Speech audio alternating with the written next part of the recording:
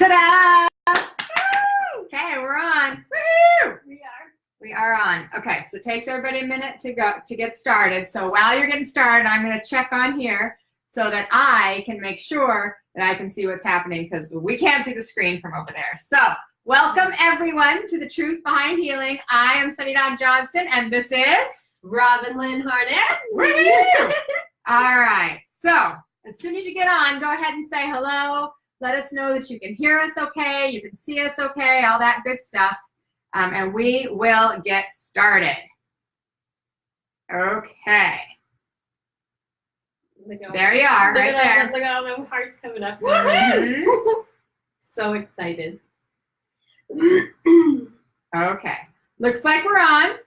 Can you hear us okay? So give us just a little thumbs up. Can you hear us okay? Can you see us okay? Everything's good as far as that goes?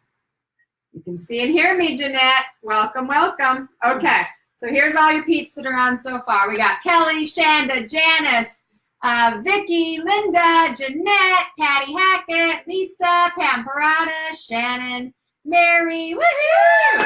All right, look at all you beautiful souls. Paula, Janice, Judy James. Very good.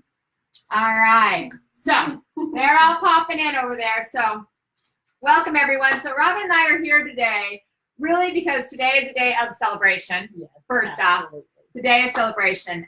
Secondly, because in that celebration, there have been a lot of things that you've learned that you are wanting, ready to share with all of you, because if you haven't had this experience, you probably know somebody that has.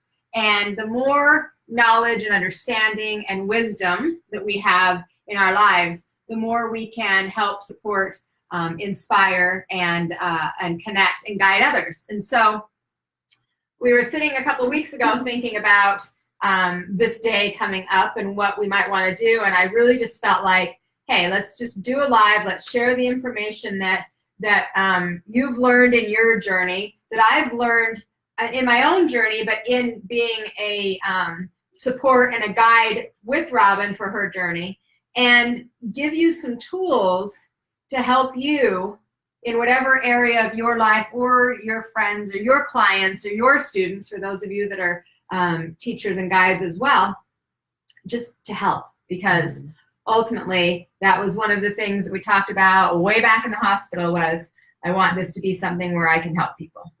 Absolutely. So that's why we're here today. I want to make a couple of notes, though, just before we get started, because we're going to cover a lot of different things. Those of you that know some of Robin's history, you're going to hear some repetitive things because we don't know who's on. So some people don't know the background, so we're going to share that. You may want to journal because there's some notes you may want to take because you're going to learn some things. And also, we're going to give you an opportunity to ask questions, but I want to do that a little bit later.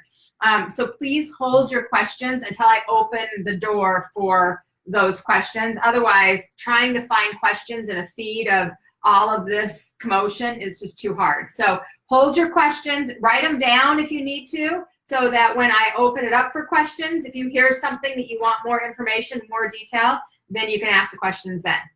Perfect. Sound good? Perfect. Okay, so here we go. This is the thing, guys, is when we were talking about this, we didn't make an outline.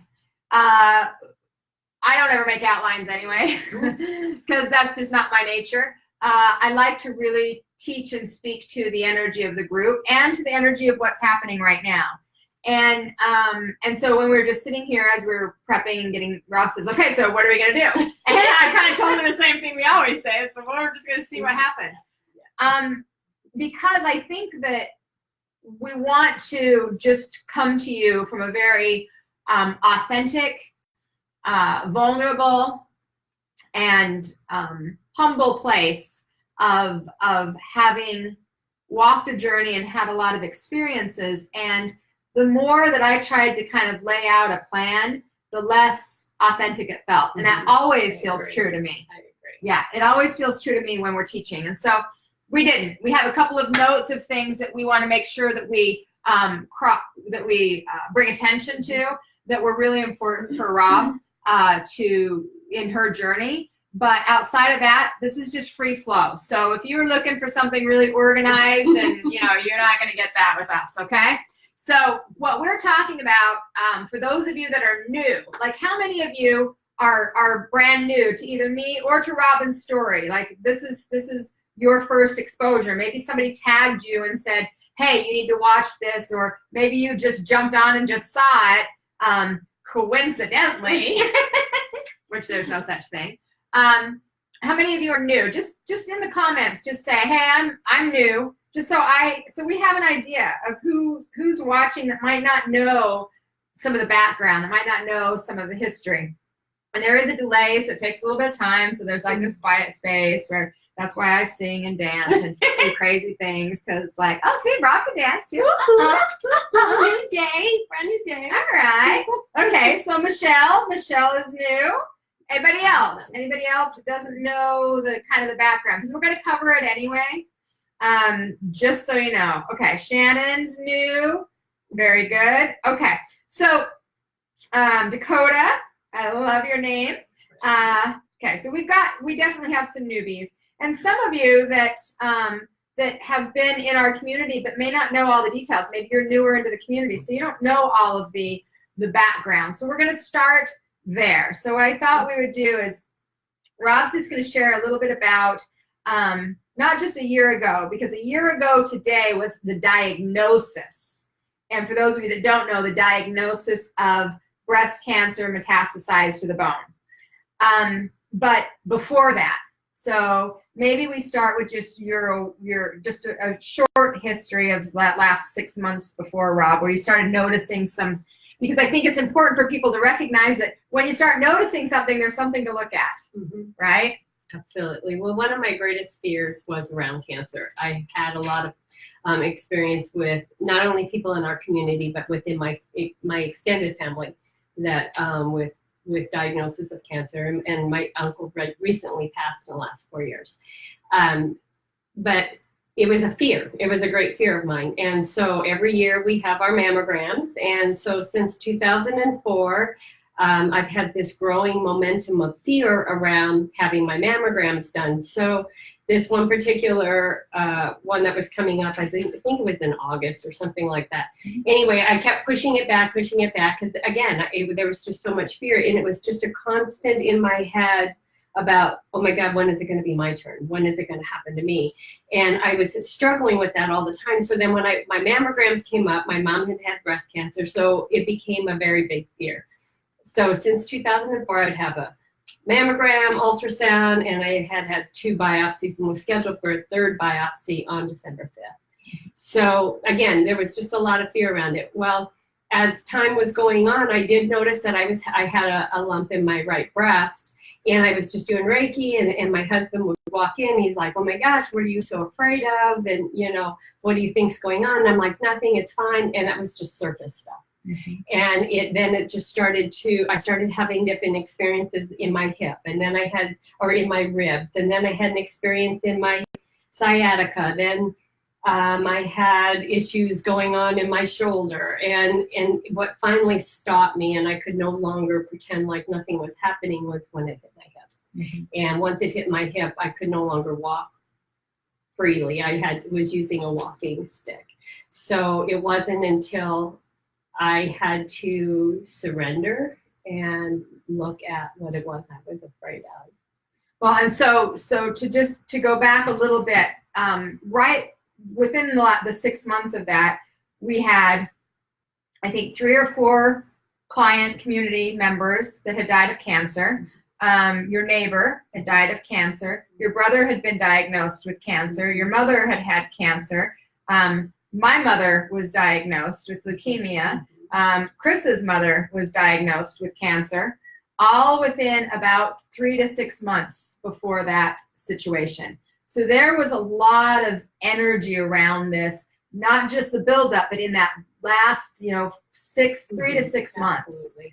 And so when she's talking about fear, I want all of you to think about the attention that you put towards fear. And this is what happens for most people. is they feel the fear Mhm. and they push it down.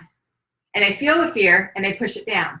So the way that our body connects to that is the body says, hey, something's going on. So that was the breast. And then push it down. Mhm. So then the shoulder or the rib, and then push it down. And then the sciatica and push it down. Now, the body, when it's showing those signs, it's an indicator Absolutely. that something's out of alignment. And if you can adjust the thing that's out of alignment, then the indicator will actually heal. But if it doesn't get adjusted, it moves to another part of the body, Absolutely. right? Absolutely. And you can know this and still have it happening. Because if you're in so much fear, what happens? We get into denial, we get into resentment, we get into disconnection, right? Did you feel any of those kinds of things? Yeah, everything I was doing was surface. So I journal every day, and there was one day when it was just before I went into the hospital, and I was struggling with my sciatica, and Sonny's like, well, you know, you're journaling just from your head. And I was just like, excuse me? I journal all the time. I'm journaling from my heart. But it wasn't until after I walked onto the other side of this that's an absolute truth. I was just journaling the things that were comfortable for me to express. And safe. Safe. I didn't have to look at my fears Absolutely. that way. My value, my worthiness, and my deservability tend to be my core issues. And I was having experiences in all of those, and those experiences were so strong that all I kept doing was going, okay, yeah, I see you. Okay, push you down. Okay, yeah, I see you, and push you down, to the point where it was just moving through my body emotionally, and I wasn't connecting it physically. Because there was no place for it to go. So I want to make sure you all hear that she was doing the journaling like we would always talk about. Let's identify what's going on. She was doing that. But the day that we had the conversation, I said, let me hear what you're journaling. And so she read some of it to me, and I said, Rob, that's just surface stuff. That's not the deep stuff. That's not your real fears. That's just the pretty stuff on top. And it wasn't so pretty, but pretty in comparison to the iceberg underneath, right? And she was mad at me, actually. She was pissed. How dare you? And so that's how much we will fight or defend our fears also, because they take your power over, right? They just take over. And yet what happened then is once all of these pains, they pop up, they go down, they pop up, they go down, as Robin was explaining, then one day they get to the point where you can't ignore them anymore. See, my friends, as soon as you start having something, if you pay attention to it, then what is the message? What is it that I need to look at? What is it I need to heal? Then you can move that, heal that, because it has a place to go. But if it doesn't have a place to go and it keeps stuffing, it's going to pop up here, and it shows up in all these ways until you go, all right, it's time for me to pay attention. And sometimes that's through something major, right? Like a diagnosis. Sometimes it's through something not as major, depending on how much you've stopped. So that gives you an idea of the amount of fear that was happening. Now, when we're talking about fear, guys, this is not a judgment. It's not right. It's not wrong. It's not good. It's not bad. Everybody has fear. Everyone has fear about all different kinds of things. It's what you do with the fear. Do you, like Robin was saying, I just would push it down and push it down and okay, and put it over in these places? Or do you bring it up, look at it, and let it out? Give it a voice and let it out. So you had that going on for a while. Well, and I also want to mention too is that I was very much of a victim in my emotions. So it was always, if somebody would just do something, if somebody would validate me, if somebody would just show up like this, then I would feel okay. And that's what I was looking for. So for an example was, okay, let's say I'm doing something for you at work, you know, and if you didn't pat me on top of the head, then I got into a place of, see, I'm not good enough, I'm not worthy enough, I'm not seen enough, I'm not whatever. But all of that was just compiling in my body in such an emotional way that it was paralyzing me in my own fear. Mm-hmm. Well, and you have to think about, as spiritual beings in these physical bodies, the journey here is to really expand and grow. And ultimately, it's to tap into the energy of who we really are. And who we really are is absolute love. So anything that is not loving kindness to yourself is going to show up as pain. So if you have judgment, if you have criticism, if you're feeling a lack of value, you're not feeling worthy, you're not feeling good enough, it doesn't matter what happens on the outside of your world ever. You all know that people can say the very best things to you ever, and you focus on the one thing that somebody said that was negative. Or you can have your Facebook page and all these beautiful comments, and one person didn't say anything, didn't even comment. And then that's what you focus on, right? So as human beings, we have to recognize that part of this journey, and I would say the biggest part of the journey, is the journey of self-love. Part of the reason why we call this the truth behind healing, because so often people think that the truth behind healing, what we really need to do is heal, is we need to take the medications, we need to exercise more, we need to add this drug, we need to take this, make this change in our diet, we need to do, all of those things. And not that any of those don't count.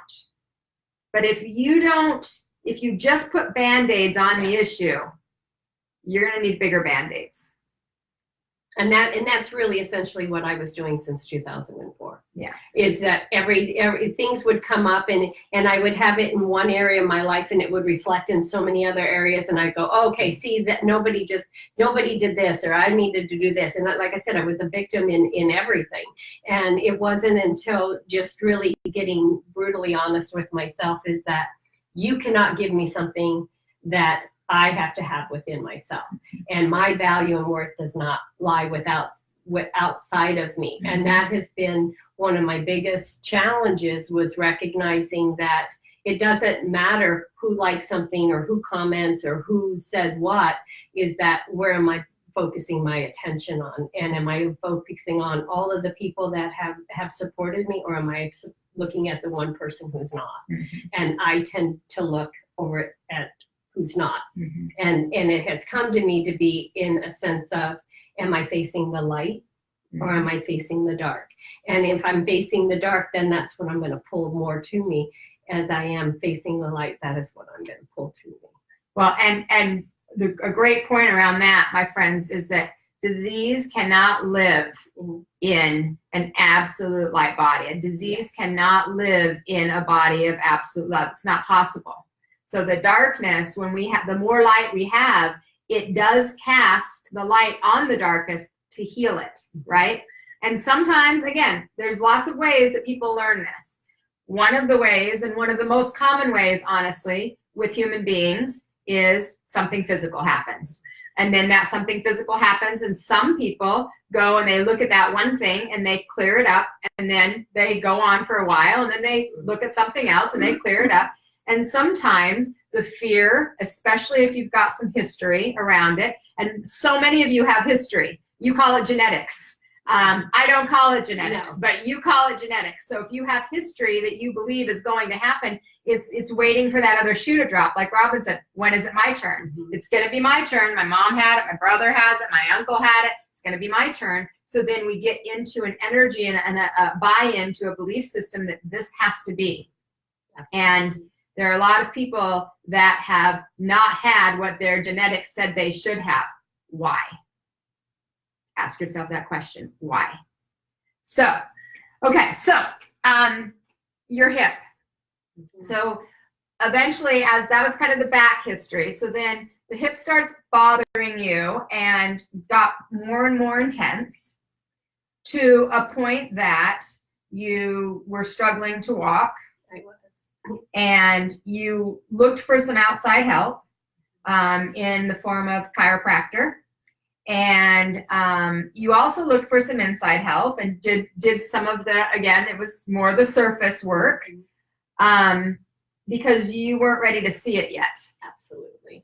And so then December 1st, in the middle of the night, right? Actually, it was November 30th. Yeah, November 30th. Yeah, it was like, and it was funny because last night my husband and I were just doing this recount of things, and it was like right around 9-10 o'clock, and I had a rough day. Earlier in the day, I was sitting at my computer. I had ice all packed around because in my belief at that time, although I think I knew intuitively something more was going on, but at that time, I'm sitting at my office, and I have all this ice packed around my hips because my sciatica had been bothering me. And I had 4 or 5 adjustments with a chiropractor throughout the last few months.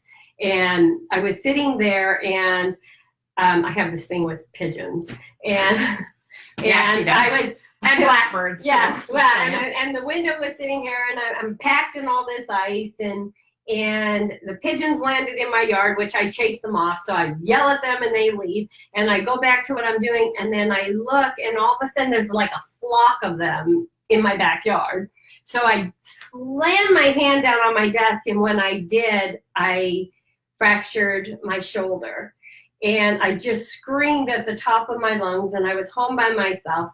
And I was looking at myself in the mirror. And I was just like, what the hell is going on? And I just kept trying to tell myself, I need to journal about this. I need to do this. And again, everything is just surface stuff. It's not the really deep core stuff.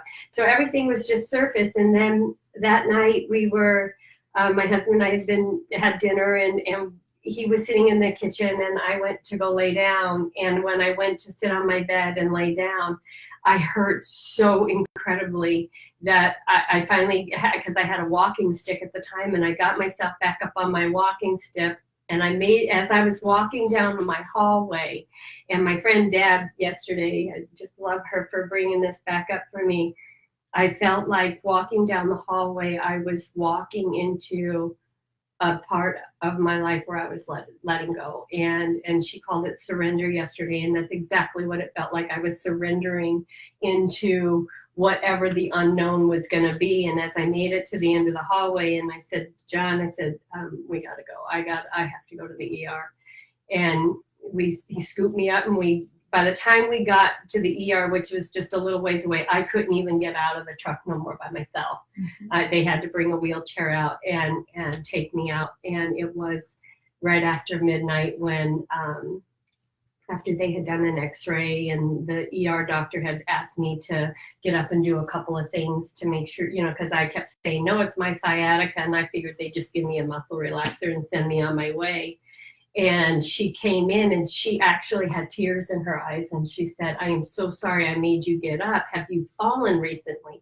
And I said, no. And she says, well, you have a fracture in your femur. And I'm like, first off, I didn't even know how my femur was, and then they went on to say, they started talking about other areas that had fractures, and I know she went out and came back in, and the word I heard was cancer, and I checked out. Mm-hmm. And I was not present for the next 5 days. Yeah, 5 days. Yeah. I don't remember it. I don't remember the test results. I don't remember the doctors or the nurses, or I do remember my kids coming. I think they came the second day or something. I didn't remember I remember seeing them. I can see them, but I don't remember anything around them being there. And so part of this journey, and many of you that have had a diagnosis like this, similar, or been involved, had a friend or a family member that's had one, knows that the journey to get there, when she said, I was walking down the hallway and I surrendered, what she did was she decided that the fear of the unknown was less painful than what she was experiencing right now, right? That's the surrenders. It's stepping into that fear. And my friends, if we can recognize and observe the amount of fear you have, and your ability to step into it releases the fear, then it's no longer an unknown. But see, we keep it out here so much. And so for Robin, we were talking about this yesterday, and she said, It wouldn't change anything. Everything was exactly perfect. So could she have gone in earlier? Yes. Could there, there's always things you could do with hindsight, right? But the bigger picture is things were happening in a divine, perfect circumstance that really only a few people understand all of the bigger picture of how and why it happened the way that it did. Of course, you being one of those. That some people still struggle with the way it all went down. But in divine vision, was perfect for your experience. Absolutely. I was able, Sunny's son was getting married in the October 13th, and we were going down to Mexico, and I wasn't going to be able to, I was telling her, I don't think I can make it because I was hurting so much in my hip. And we talked about it, and then I remember hanging up the phone and thinking I would never be able to forgive myself if I was not there. So you guys were already in Mexico, so John and I loaded up a truck, which anybody that knows my husband going through Mexico can be a little challenging, so especially by himself. But we had to be down there, so we went down there for that, and then we came home. And I tried to take care of myself physically a little bit more. And then we ended up, because we had a trip to Hawaii planned. My youngest son and his girlfriend lived over there. And we were going with my oldest son and his wife. And so we went to Hawaii. And at that time, I'm hurting. I was taking high doses of ibuprofen. And that's where my husband bought me my walking stick. And he kept saying to me, "Are you sure you don't want to go and I'm like, no, and Hawaii was an amazing trip. It was, even though I hurt, and I had times where I hurt so bad, like I remember getting out of the shower and I bumped my toe on my left foot, and it was so painful that I peed myself. And I never had that experience of that intense of pain, but that just gives you an idea how much pain, how painful it was. But again, I just picked myself up, and I was still doing all my yoga stretches every morning. And then I'd get up an hour before everybody and sit on ice, to kind of get things moving. And then after we got home from Hawaii, I still had another trip to Colorado for Thanksgiving. And I pushed myself. And I remember when we pulled up to this beautiful little house we were staying at, I'm like, oh my God, there's stairs. There's stairs everywhere. I got stairs going in, stairs to my bedroom, stairs everywhere. But I made it, and I made it on a wing and a prayer, I'm sure. But coming home, and I knew that there was something more going on, but the connection between my breast and my hip, I just didn't know that. Well, and you couldn't see it, because had you seen it and had you known, you would have taken different action. Absolutely. At the time that wouldn't then have allowed some of the other things to unfold. Absolutely. And so often, my friends, what we do is we get into the could have, should have, would have. And most people do that, and people around do that. Well, if you would have done this, then, but if you change one thing, you change everything. Yeah. Right? You change everything. And right now, the everything is wonderful. But those days, the everything wasn't. But if you change one thing, you change everything. So trusting the soul and the spirit of whoever it is that is having the experience, supporting them, guiding them maybe, giving them tools, absolutely. But trusting their spirit's journey is critical. It is critical. You may believe that there's a one way to do something, and they may believe something else. And if it's their spirit within them, you have to honor their journey to the point that even if it goes against yours. And that, I mean, I've had that personally in my own life, and have witnessed people die because of that. And I've had the opposite experience where we witnessed people heal because of that. Hundreds and hundreds of people, really on both sides. So honoring that person's journey, giving them support, giving them suggestions, absolutely. But whatever their choices are, whether they decide they want to go one route, the other route, 20 routes, 2 routes, they want to incorporate everything, they want to incorporate nothing, they want to die, they want to live. Because Robin and I had many of those conversations. All right, this is one of these points right now, right? I just say, okay, this is life or death. right now, today, those are hard conversations, guys. Now, I'd look at her in the eyes and I'd say, Rob, this is life or death right now. Mm-hmm. We have to make those choices. And that's a good point, because choices. And I remember when you, because you were out of the country, and then when you got back, and I remember I knew that the minute I looked in your eyes, you would remind me that I had a choice, because I had a lot of fear wrapped up around the medical community and just what I had witnessed. And I had a lot of trust issues in that regard. But I also knew that in my belief system, that I believe my emotions manifest in my body. And I wanted to be able to support my body holistically, as well as understand what I needed to do medically. And I wanted to blend those, and to the point where I was constantly saying, I just want to blend, I just want to blend. And one of the things I walked away with last night as I was reflecting was the fact that the emotional part of this experience has been where the healing has occurred. Absolutely. It has not been. And the body follows. Absolutely. And the body follows. Absolutely. I have done, I've had the radiation done. I take, an estrogen blocker, because my diagnosis was estrogen induced, and I do the things, and I see my regular oncologist, but I also work with a naturopath who also has I do vitamin infusions and vitamin supplements that help support as we remove the unhealthy. Unfortunately, healthy stuff gets removed as well. So I wanted to make sure that both sides of my body were being supported, but I cannot stress enough how important the emotional work has been, because that's really what my body's following. It's not necessarily all the other things I'm doing, it's what I'm doing in my heart space. Yeah, if you just do the medications and you don't do the work around it, it's Band-Aid, because there's a reason why it's happening. And it's not just a medical reason. There's an emotional reason, there's a mental reason, there's a spiritual reason. And so if we can pinpoint that, which has been what a lot of our work in figuring some of those things out, and then the work that you've had to do to really dig deep in some of those areas, which is what all of us have to do if we want to heal.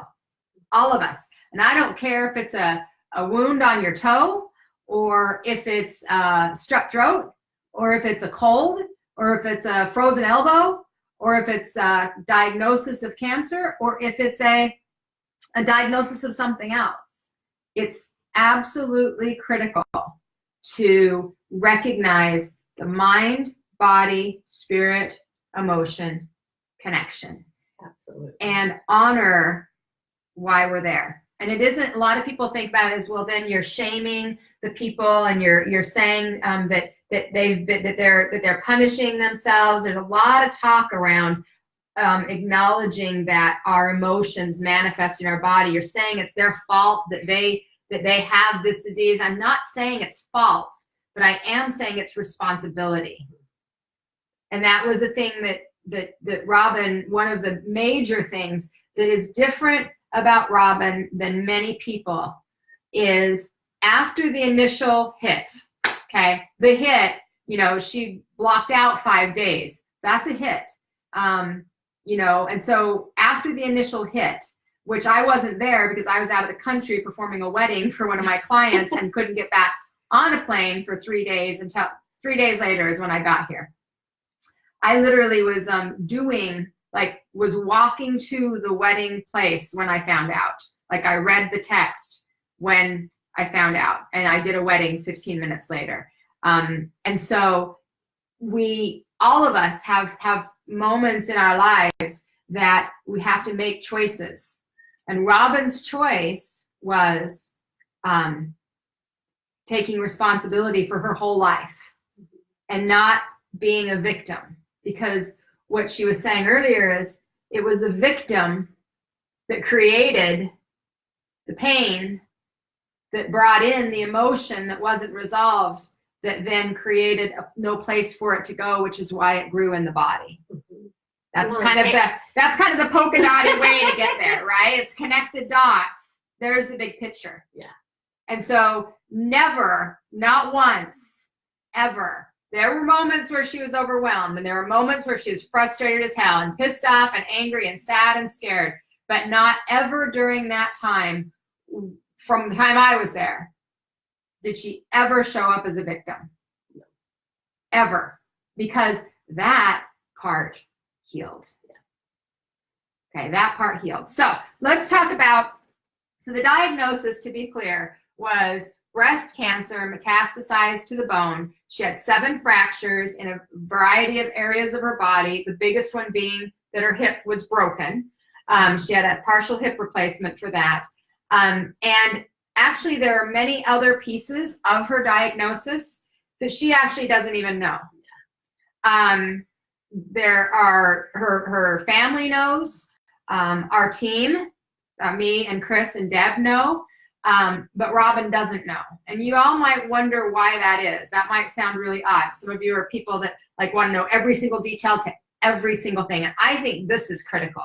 I think this is an important piece for some of you to understand. And in that kind of a diagnosis, and please notice that I'm not saying that she has cancer, I'm saying she had a diagnosis, because language is key also.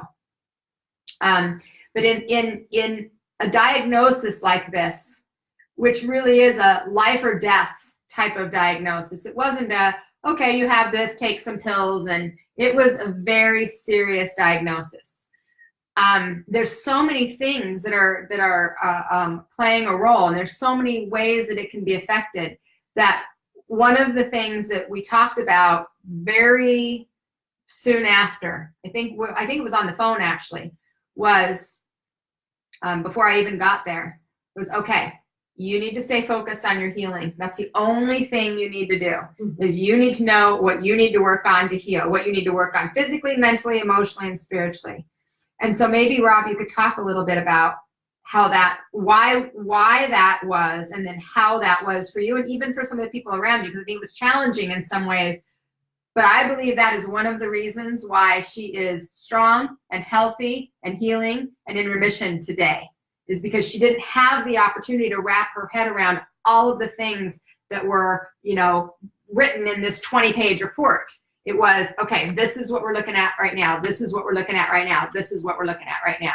So maybe you could speak to that, because I think that was a big piece for you. I am just so blessed to have such a great support system around me. But the fact of it is that I know myself well enough to know that if I hear, and just like I was saying earlier about if I'm looking at the light or the darkness, at that time I was more apt to look at the darkness. And so if they, to bombard you with all kinds of information about prognosis, diagnosis, what could happen, what the side effects were of everything, just to me was just so mind-boggling and overwhelming. I was like, just tell me where I need to focus my energy to heal, and let me do that. If my family, my kids, anybody else has questions about diagnosis, prognosis, or what side effects there are to things, by all means, please share that with them. But I don't want to know that.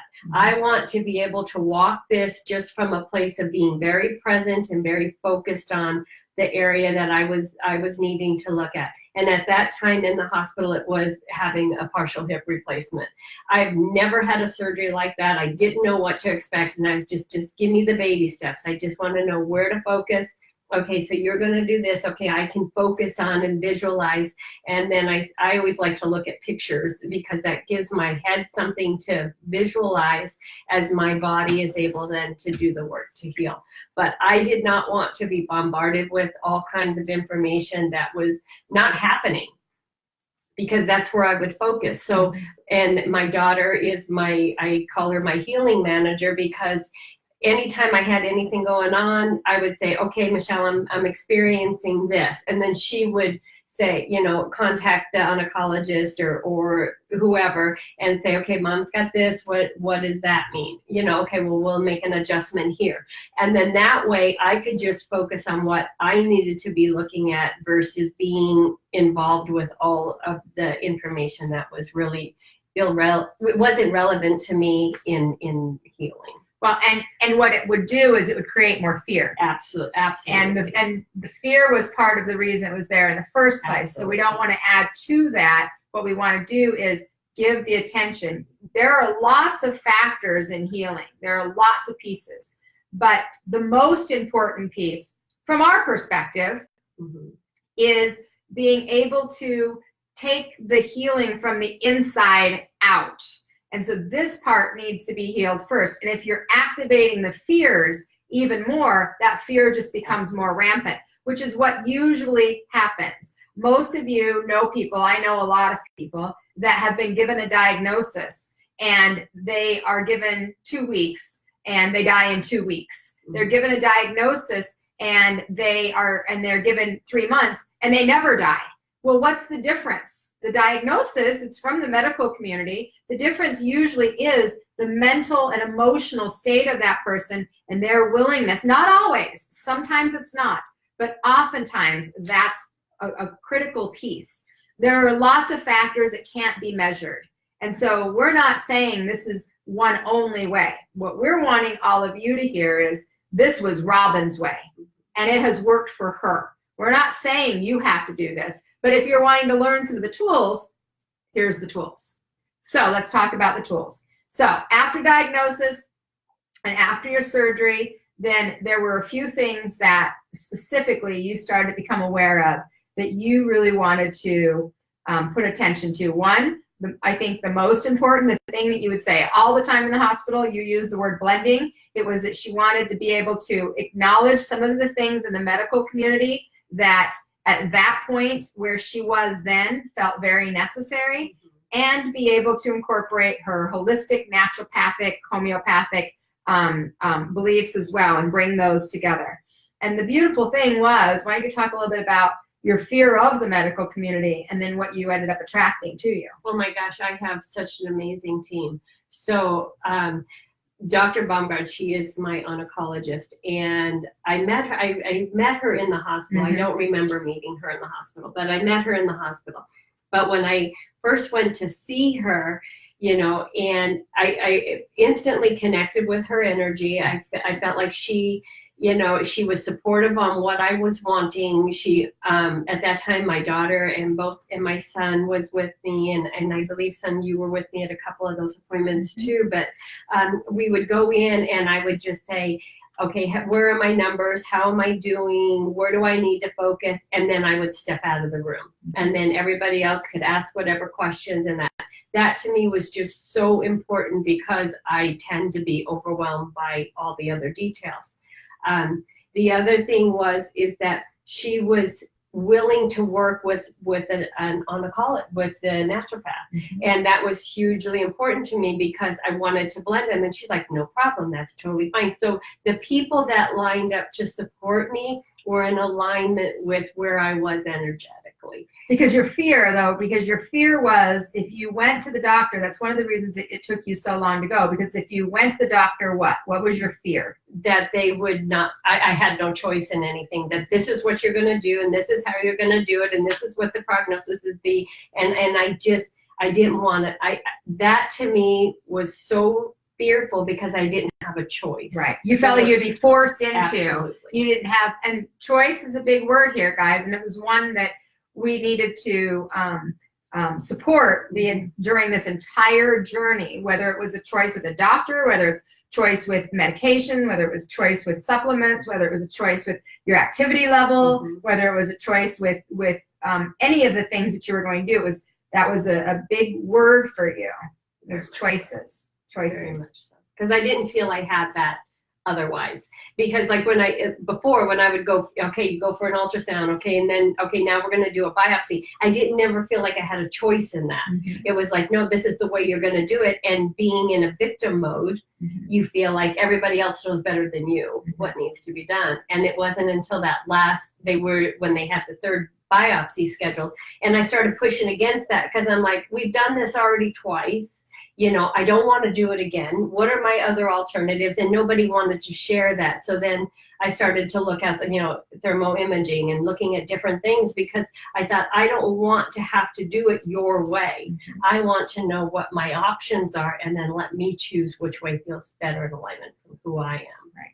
And because of that, though, because you had so much fear around the medical community, then that limited you in having an openness to go. But then when you finally did the surrender, then you were able to and get into the place of being reminded that you had choices. Then you were able to attract the perfect people at the perfect time, so that the medical community that was there, that was in front of you, almost completely, were people that were very open to you following your own guidance and using the suggestions that they were giving as suggestions, not as have-tos. Well, there was that one doctor. Now that's the almost. That's why I said almost. Yeah. Almost all of them except for one. There was one doctor when I was in the hospital, and I'm sure he's very good in his field, but he came in, he was a big guy, military background, very strong energy, and he comes in and he was just like, well, you got this and this going in, now I won't be of service to you. And I was like, oh my gosh, thank you so much. Adios. You can leave. No, you can leave now.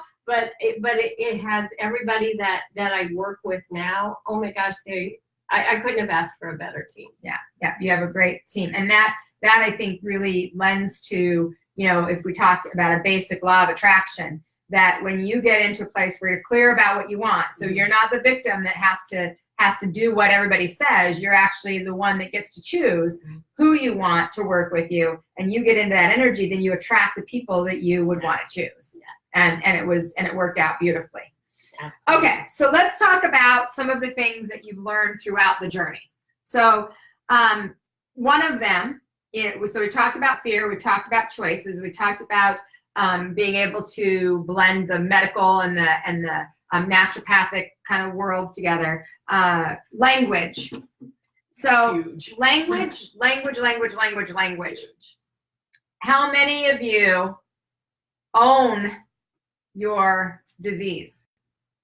My blah, blah, blah. I have this. My cancer, my anxiety, my whatever. And every single time, energetically, you take ownership of that illness. And I remember really, really early on, I don't remember what it was, and that we had a conversation, and I can't remember what it was, what your words were exactly, but I said, whoa, wait a minute. This is not yours to carry. This is a diagnosis that you have, just like it's an indicator that things are out of alignment. Is that something you want to own?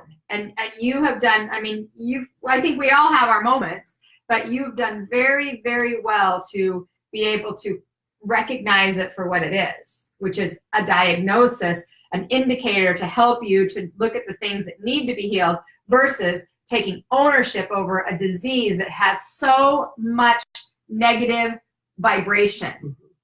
So much negative vibration. Unless you don't own it, then the diagnosis of this doesn't have to have a negative vibration. The other day, and even in some of the writing that we wrote, one of the things that you said is, I'm grateful for so much in my life, including my diagnosis of cancer, my diagnosis of energy. But if you take ownership and think of all of the energy around cancer, do you want that as part of your experience? And do you want to embody that energy? Really important, because you've done a great job of that.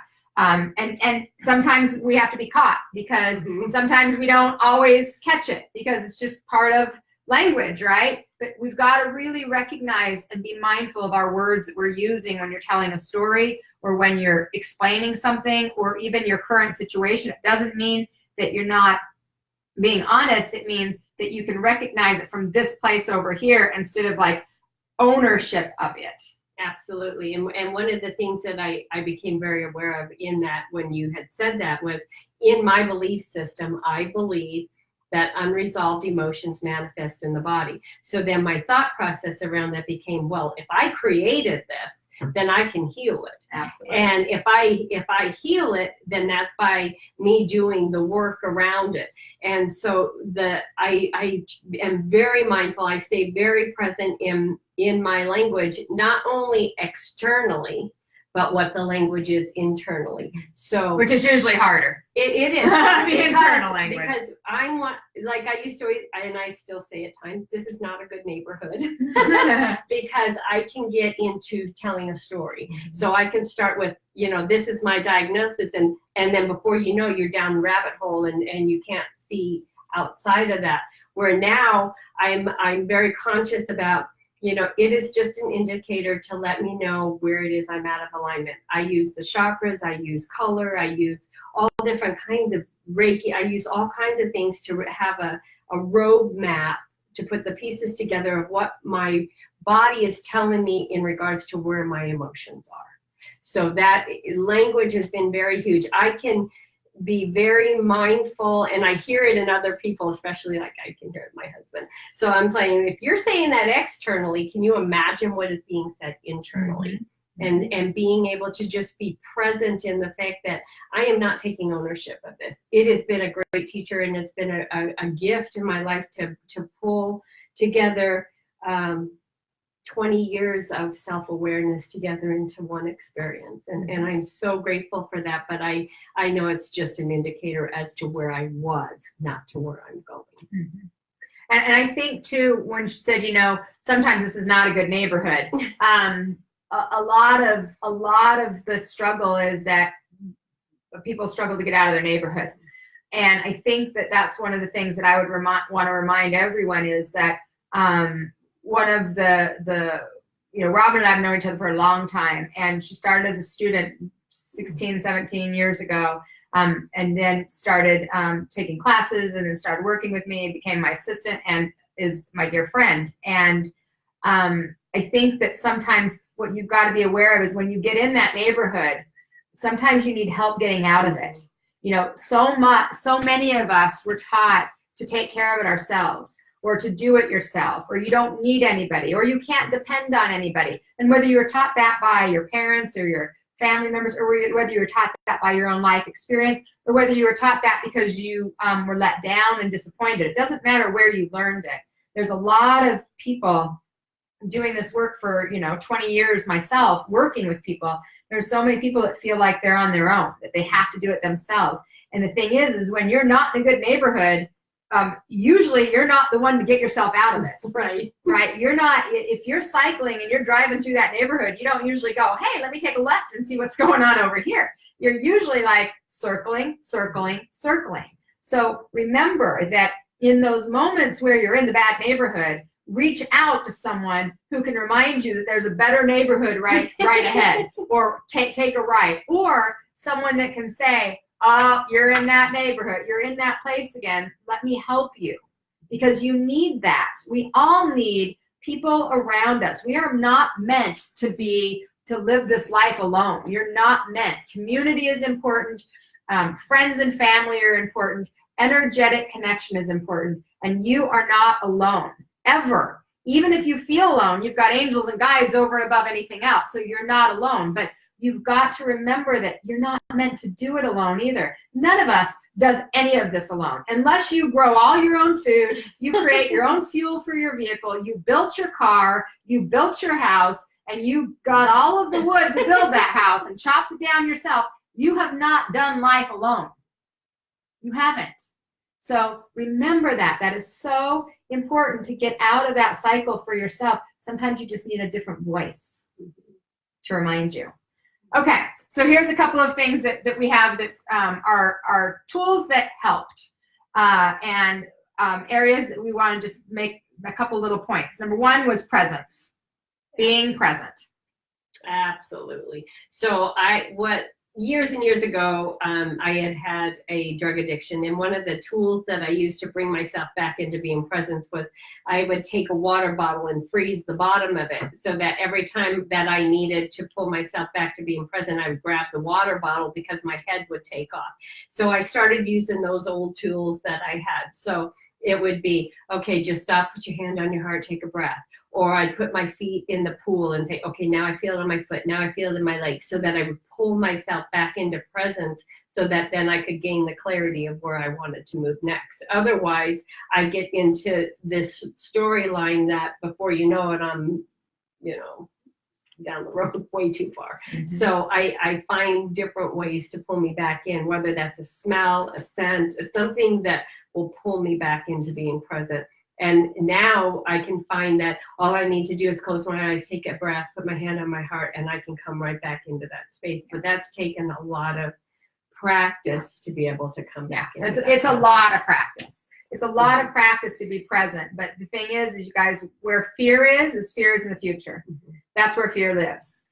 Fear doesn't exist in present moment. If you're in present moment and you're afraid of, you're having a fear in the moment, then you can be in it. Then you're present with it. But the fear is always what's going to happen. What's it going to look like? So we've got our painful, regretful past or our fearful future.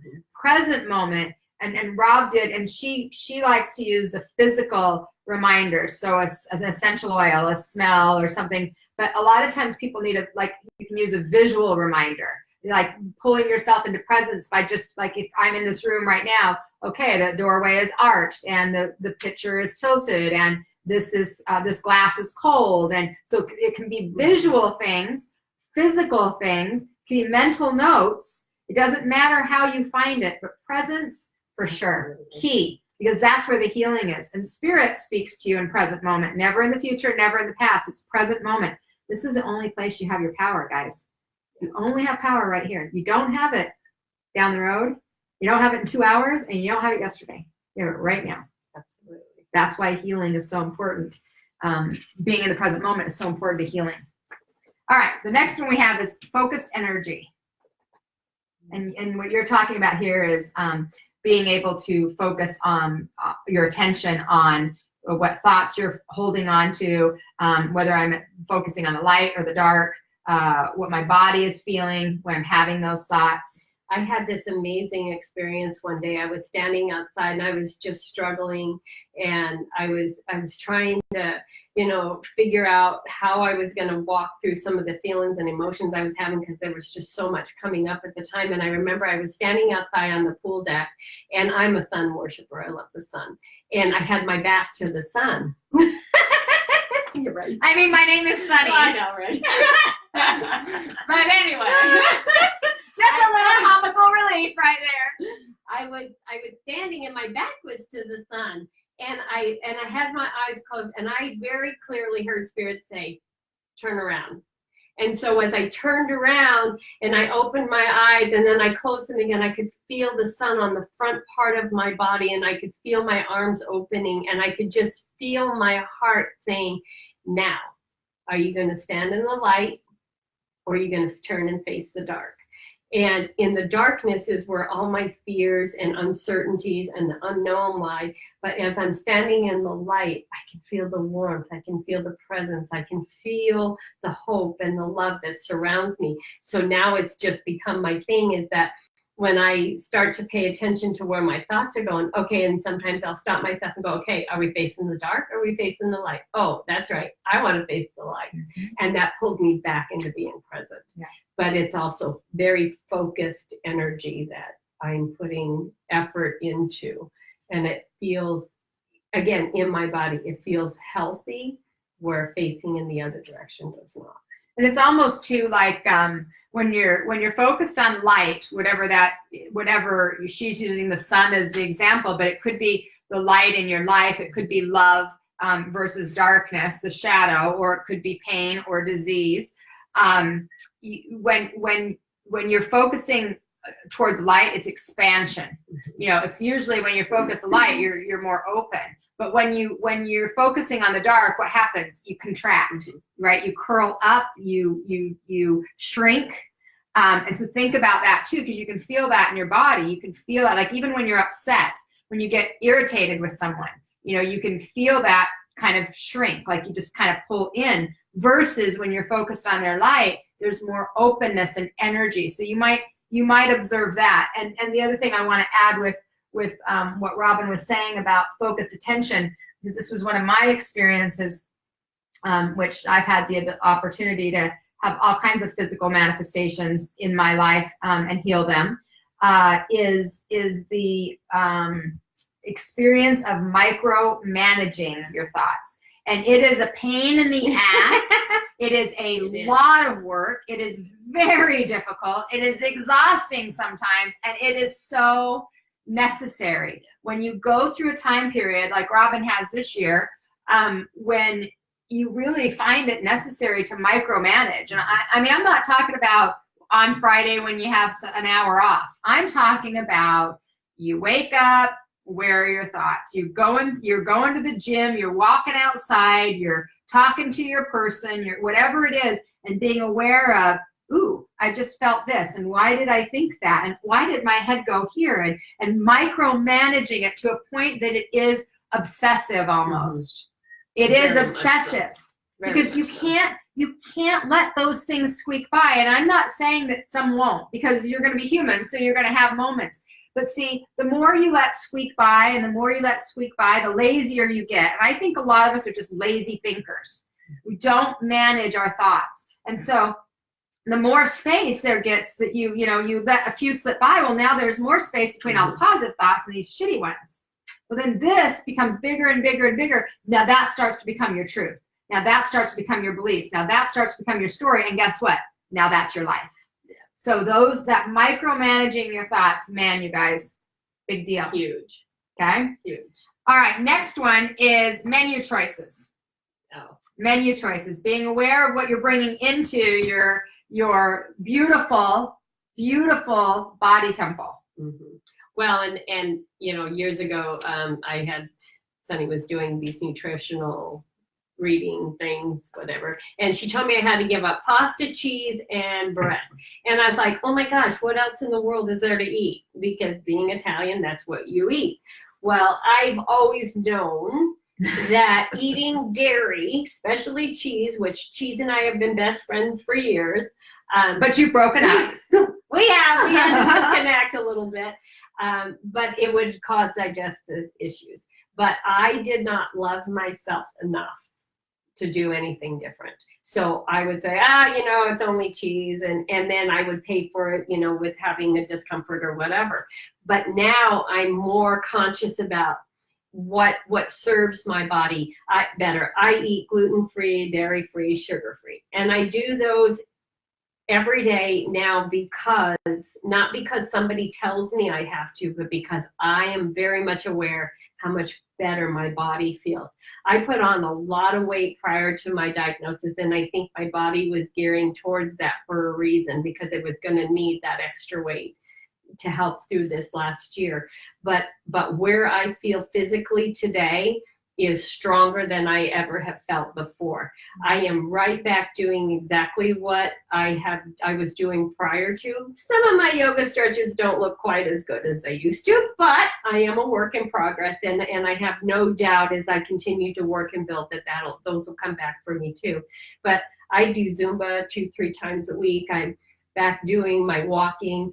In Thailand, I remember this one day we were climbing over 300 steps. 308 stairs. And I said to Sana, I'm like, I don't know if I can make those. And she reminded me that I had a choice and that I could stop and take a break if I needed to.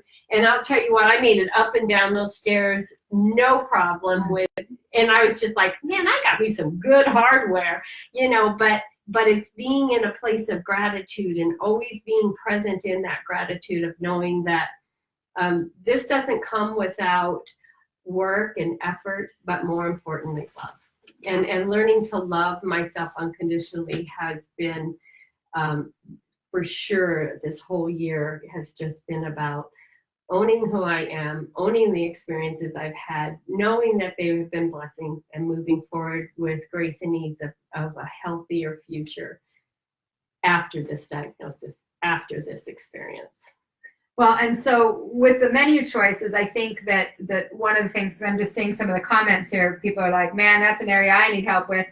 And I think that what's happened too is, it isn't, Robin doesn't live in a bubble.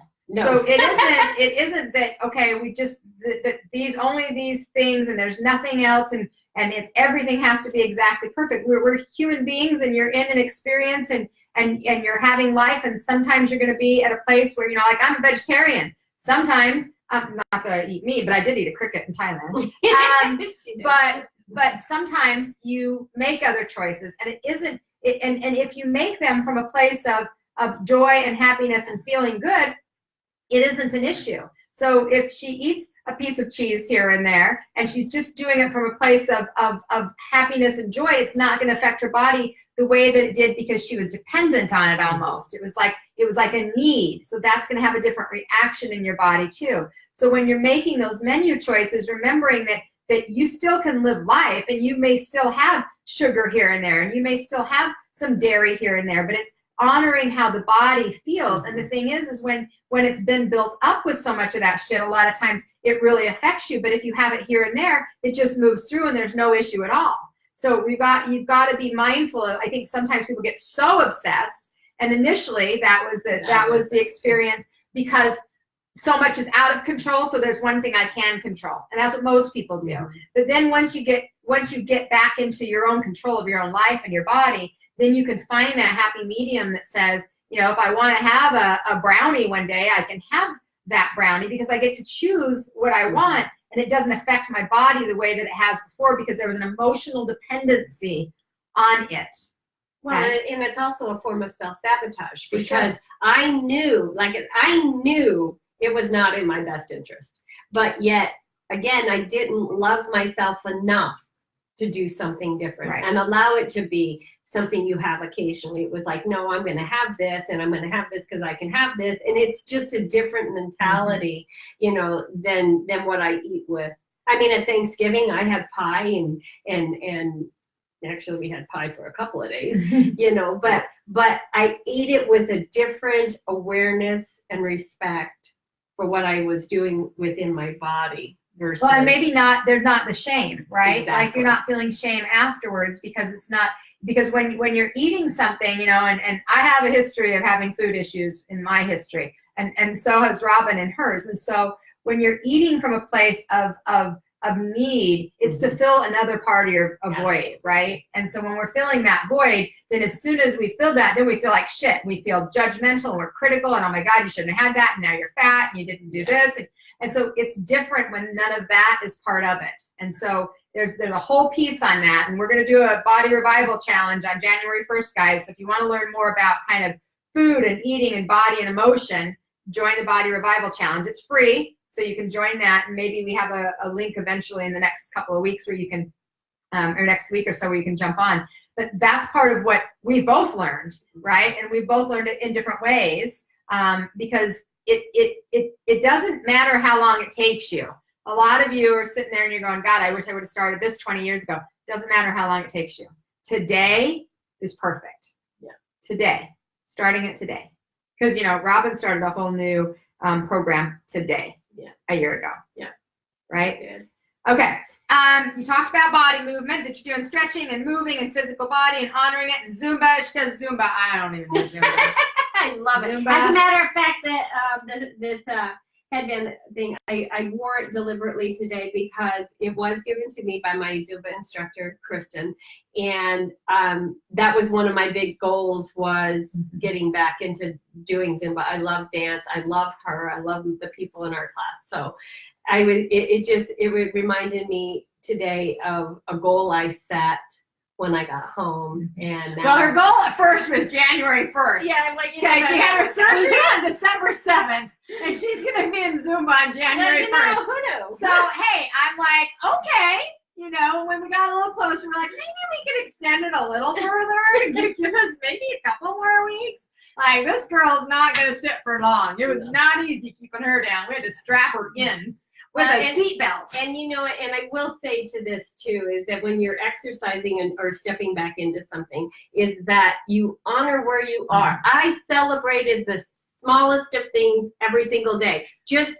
I remember one day I asked my daughter-in-law, Allie, to put lotion on my feet, and I was just like, because I couldn't get down there, I couldn't bend and she was putting lotion on my feet.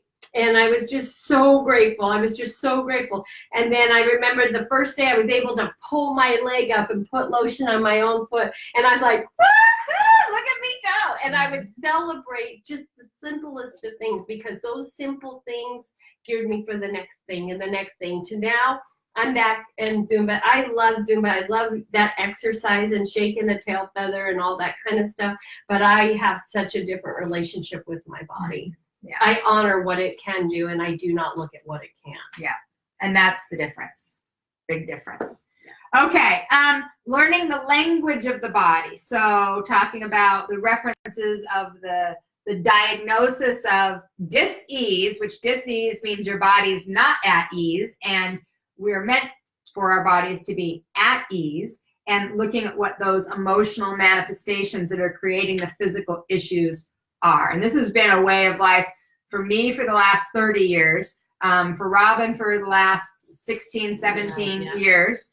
And so, you know, there's some support books around that. Secret Language of the Body, You Can Heal Your Life. But do you want to talk a little bit about kind of tuning into those emotional pieces? Well, what I did, the Heal Your Life book was foundational for me because I did not realize about the mind-body connection. So that book has been huge. The Secret Language of the Body book is amazing.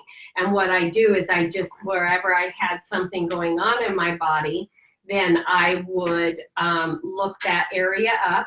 And then, and you have to do that objectively. So you can't be sitting and judging and criticizing yourself for where you are. You have to be able to, you know, kind of step back out of the emotion of things and look at what that message is. And that's what I would do. But what I would do is I would read it, but then I would write it physically out, whatever that definition was, because it brought it into a physical form for me to be able to see, feel, and recognize, so that I could start to take in that message. And then I would just, you know, like I said, I was telling Son the other day, is that I do Reiki sessions where I use this body outline, and Spirit said to me, get an outline. So I was like, okay, so I got an outline that said, now start just writing where you've been. And I went, oh, it was in my breast. Oh, then it went into my ribs, and then it went into my sciatica, and then, oh, now it's in my hip, and it stops here. And as I started to look at those pieces and I look at the emotional component that each of those places represent, I can see where I have been and where I need to clean up. Am I perfect at it? No, I just had a thorn rubbed up against, you know, before we left for Thailand. But I'm so grateful, because in those discomforts or those things that come up, it says, okay, now we just look at this, clearing it up, look at it, what are you being asked to learn, to grow through, and then move on. But my body is sending me those messages, and that's based off of my emotions. Mm-hmm. So I love having that roadmap of looking at the emotions, but again, being able to step out of and back away. So leaning back out of the emotion so I can have an objective view without judgment or criticism as to where I am. Well, and if you can't, if this is new to you, or if you can't get there, so sometimes you can look at something and you can go, okay, well, that doesn't make sense. Then sometimes you need support. Again, sometimes you need another voice that says, well, but wait a minute, I can see you better. And so because that's helpful. It can say, well, hey, did you think about it this way? Because sometimes when you're in your own stuff, mm-hmm. you don't see all of the things that other people can see outside of that also.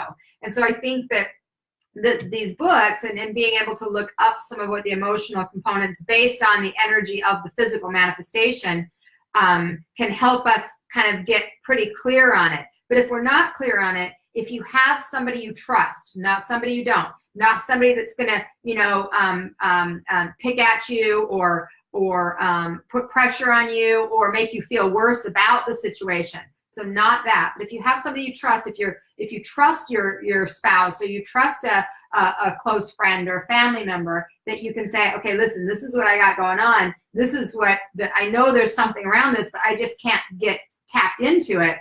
Or a counselor or guide or somebody, then they can help you maybe see it from a different perspective than you can. Because again, you guys, you're not meant to do it alone. Nobody walks this journey alone. So here's the two books. So the book that was life-changing for me at the age of 19, You Can Heal Your Life, which is also the book Robin's talking about. And I think we were in that class in like 2000 and maybe 2. It was a long time. Yeah, I think it was 2002. So that's when I was teaching You Can Heal Your Life. So that was kind of the start of that connection to this connects to this, connects to this, connects to this. And I remember when I read this book and it started talking about these emotional connections and then the physical manifestations, I'm like, that is dumb. Right?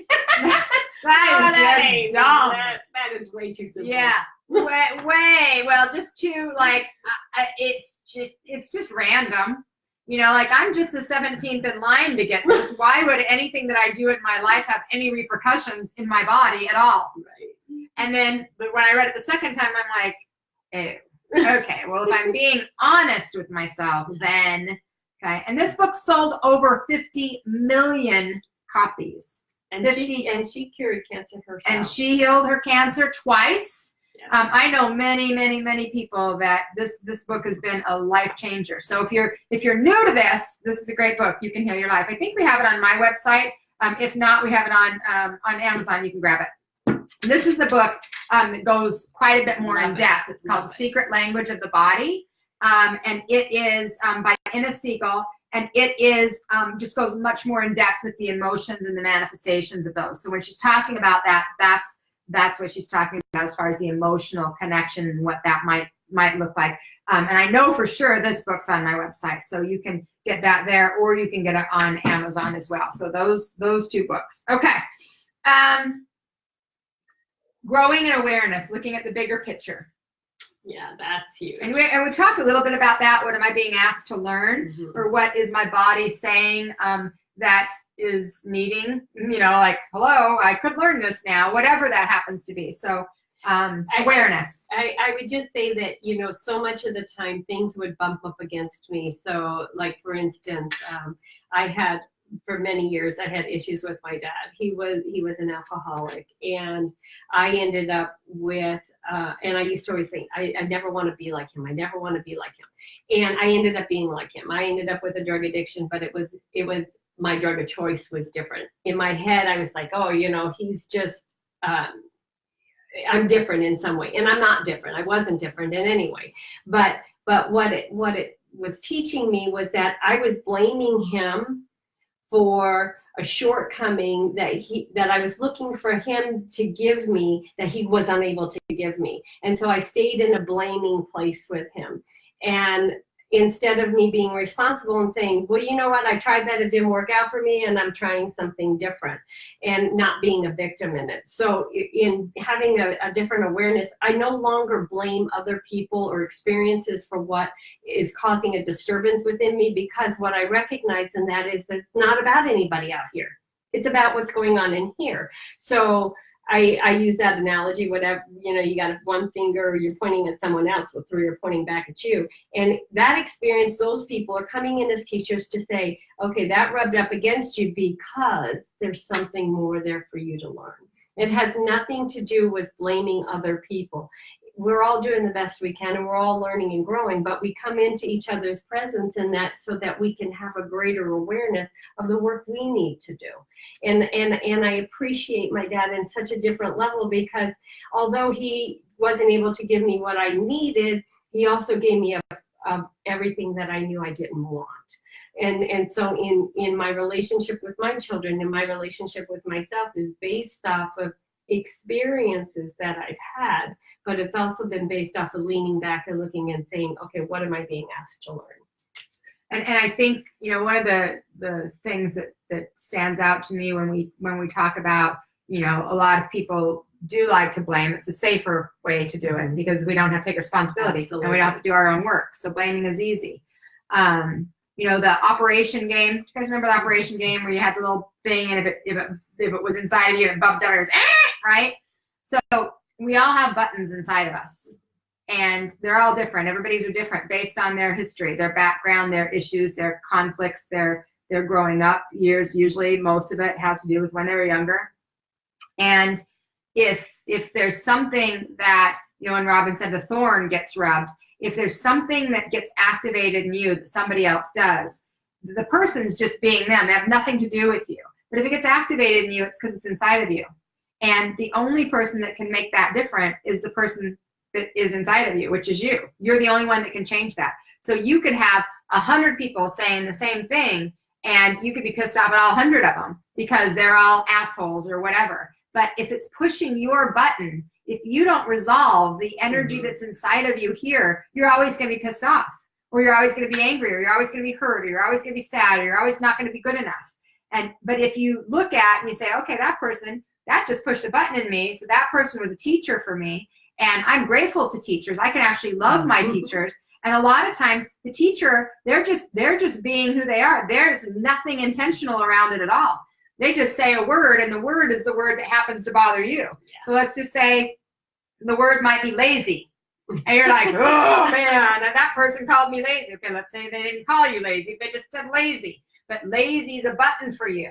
Well, this person's just talking about laziness, but it's a button for you because it's yours. So if you don't heal it inside of you, then anytime anybody says the word lazy, you're going to be offended, pissed off, hurt, not good enough, have a bad day, whatever. Internalize it when it's just a word. Everything is neutral until you give it energy. Everything is neutral. I think we've done a lot of, good and bads and right and wrongs. And what if everything is just it is? And depending on the way you look at it. Cancer, most people wouldn't say the word cancer is neutral. But what if cancer is a great teacher? It is. And it doesn't have to be that it's bad.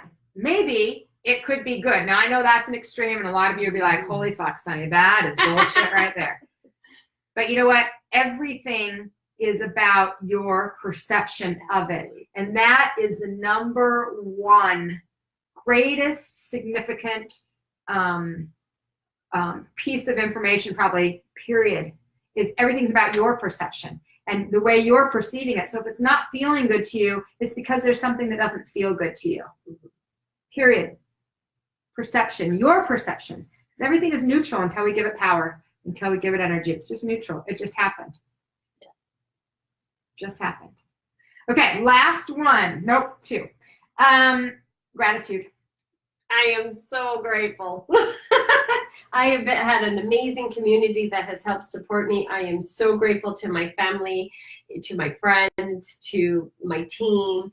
And every day I start my day with just being grateful. And some days it was very small little things, oh, the sun came up today. I'm grateful for that. But gratitude is what keeps your heart smiling. And as your heart smiles, more things can open up into more of a positive perception. But gratitude is huge. I am grateful for every single thing that I have in my life, including cancer, because I was in so much fear on the other side, and on this side of it, I have no fear. I'm not afraid of it. I'm not afraid. And wait, let me back that up. Am I afraid of cancer? I'm afraid of, when I think about fear, I think about the fear of not showing up for myself more than I feel the fear of anything that's residing in my body, because I understand on such a deeper level now that what I feel, what I think, what my emotions are, have more of an impact on my life and my body. And those used to be just words I constantly said, but now I know it on such a different level, on such a deeper level, that it is an absolute truth. Well, what I think the language that I would use that might help some of you kind of put that together is, she always had the knowledge. Okay, so she read that in the book and resonated with her, and it made sense to her. She believed it. Then she had an experience to integrate it. Yeah. And then when you have the experience to integrate it, now you have the wisdom. Okay, knowledge plus experience equals wisdom. Absolutely. But we don't get wisdom without the experience. So you can have a lot of knowledge. You can be very, very, very knowledgeable. You could have read 1 million books and you have a lot of knowledge. But the way we get to wisdom, which is embodied, is usually through an experience. We experience it, whether it's through someone else, whether it's through ourselves, but we have some kind of experience that we embody that knowledge, and that becomes wisdom. That's what you have now. Yeah. Wisdom. Absolutely. Yeah. And gratitude, absolutely. I've done gratitude, a gratitude process for 20 plus years. And I think that I like the word appreciation better than gratitude personally. But they're representing the same thing. Gratitude to me is something that I'm looking at the things that I have and I'm grateful for, and whether I'm having my health, or I'm having my great relationships, or I'm having choices, or all of those kinds of things. And so it's almost like there's two different things. And then appreciation is the feeling of it. So gratitude is like the acknowledgement of it, and appreciation is almost like the embodiment of it. It's like when we were in Thailand and you acknowledge people, and then it's almost like when you pull that forward, you embody it. Yeah. And so they're the same. They're the same and they're different. But gratitude is just, it's so key, because the more the more gratitude you have, the more you have to be grateful for. And the more appreciation you have, the more appreciation there is. Appreciation appreciates, right? So I think that's great. Okay, Rob, the last one you have on here. So we've gotten presence and focused energy, and your menu choices, and your body movement, and learning the language of your body, and awareness and gratitude. And the last one we have on your note of things that you want to make sure we talk about is moving forward. And I posted it recently in our Elevate group, but there was this little meme that talks about there's a reason why the rear view mirror is so small and the windshield is so big. Mm-hmm. And that, I love that. And as I pull that in, I also am reminded of that the past is a place of reflection and not residency. And I tended prior to December 1st to live in the past, in my fears, in my uncertainties, in my what I perceived myself to be, and all those things. Today, I look at the windshield. I reflect on the things that I have learned, only so I can pull them forward to be a better person, to show up better for myself, to show up different in my community, to be a different team worker, to be a different part of my family, a better mother, whatever my role may be. But in that, I find that the more that I stay in that present moment, the more that I stay focused, the more I am able to learn and grow and expand in. And do you feel like forgiveness plays a role in moving forward? Absolutely, but forgiving myself first. Because sometimes I show up in things and I'm not always pleased with the way I show up in them, but I can no longer criticize and judge myself when it says I showed up in that way because this is the work I need to do. So I forgive myself for not being what I always think I need to be, because I know that I'm showing up to be who I need to be, but I have forgiveness for the experiences. Some I brought on myself, some of them were brought on by others, but they have all served as a teacher. And the more time I look at the value in the lesson, the greater the gift is in what I see. Yeah, finding the value in whatever it is. I mean, as you guys can hear, as Robin is sharing, and again, you know, we're really just doing this as a celebration, number one, but as a way of being able to maybe give you guys some tools and just kind of have an open and frank conversation. It's not rehearsed, it's not practiced. We didn't know what the hell each other was going to say, but I think that what you can get from this is that there is value in every experience that you're having. And if you can get out of the lower vibration of anger and judgment and criticism and of yourself and others, then you can really sit in what is the value of this that's happening. What is the value of this diagnosis? What is the value of this illness? What is the value of this circumstance? What is the value of this challenge in the relationship? What is this value in the struggles financially? There's value in things if you can find them. But if you see no value, it will take up. It will mean nothing to you, and you don't grow from that. Mm-hmm. So if we can find that value, we can grow. And I think that over this past year, those of you that have been a part of our journey, our Miracles Happen journey, you've seen the value in the place that for all of you you started a year ago with this journey and have witnessed Robin walk through it. And I think that, you know, Rob's got a beautiful support system. Her kids rushed in and were amazing for her. She has a wonderful husband. She has a large family of support. She has a great team in Chris and Deb and I. And she has a beautiful community of people that she's served for so many years. And so some of you might think, well, okay, but Rob's got a lot. She has more support. She has more people. But she has created that support by being who she is. And if you have less people, you can still create support. We're a community now called Miracles Happen, and they happen. This is evidence right here of this. 30 years ago when I almost died after having my son, that's what I was a miracle. And we have little miracles every single day. A little miracle could be I got a parking spot on Christmas Eve, right? Like, we've all had experiences of miracles. They actually aren't as infrequent as we think, because if you believe that you have the ability to create healing, you are going to have miracles all the time. You can have a miracle in a relationship. You can have a miracle in your finances. You can have miracles all the time. They're happening all the time. A miracle could be for your husband to make dinner for you, right? I mean, that could be a miracle in and of itself.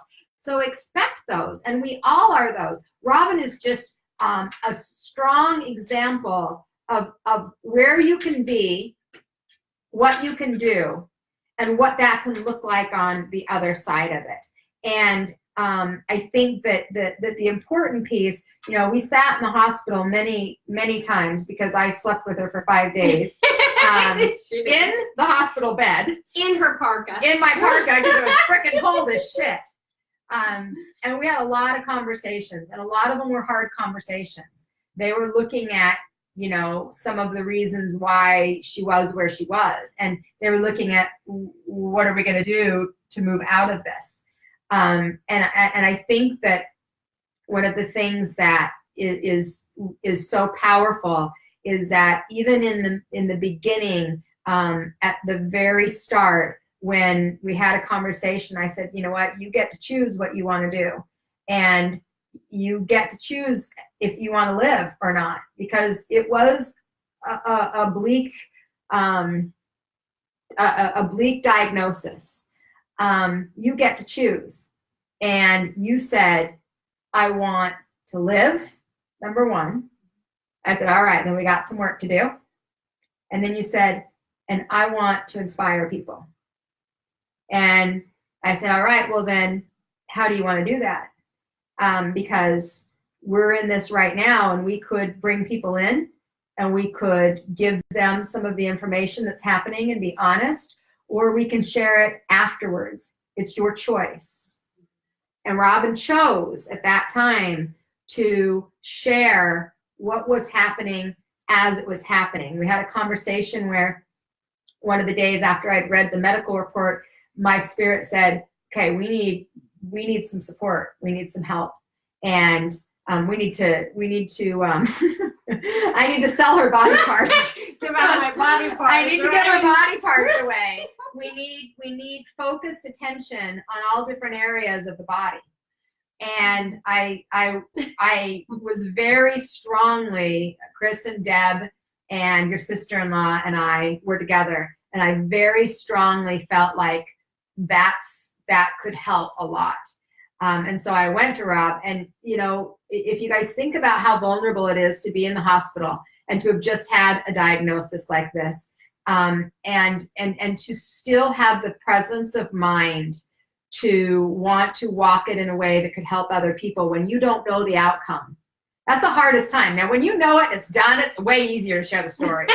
It's when you're in it that it's hard. And I went in there and I said, okay, listen, I asked her if she wanted to live, she wanted to figure out what to do. And I said, we got some work to do. And I went and I said, okay, listen, we got a project ahead of us, and I think we need some help. So this is my suggestion. What do you think? And she was open to it. She was willing to receive it. And she was willing to share, because she wanted this to make a difference. First, in her life, because it had to start with her. It had to be about you first. But secondly, for anyone, her family or friends, her colleagues, or her community, or a stranger, that wanted to maybe learn or grow or be inspired. And so those things are not easy. Imagine that, being in the hospital and knowing that, okay, I don't know what the outcome is, and I've got a lot of work to do physically as well as everything else to get to the place of going to Cancun, which was one of her visions, going to Thailand, which is one of her dreams, and what that would look like to get there, and her willingness to show up and to say, okay, I don't know how I'm going to do it, but I know that I know I can. Yeah. She said, I got this. I got this. I got this. I know I can. And then how can we? So what we did, for those of you that don't know, is we put a list together of all of the different body parts, and I said, I'm looking for teams. we need team kidney, and we need team circulation, and we need team legs, and we need team knees, and we need team hips, and we need team breasts, and we need team shoulders. And we had hundreds of people that were focusing on sending healing and love to Robin's body parts. And what her job was, and here's one of the hardest parts of all of it. This was hard. What? Receiving it. Yeah. That was her job, was to be, that's it, just to be present and to receive it. And I want you guys to think about that. For those of you that struggle so much with receiving, that you give and give and give. And I get it. That's one of my things too. I'm a giver.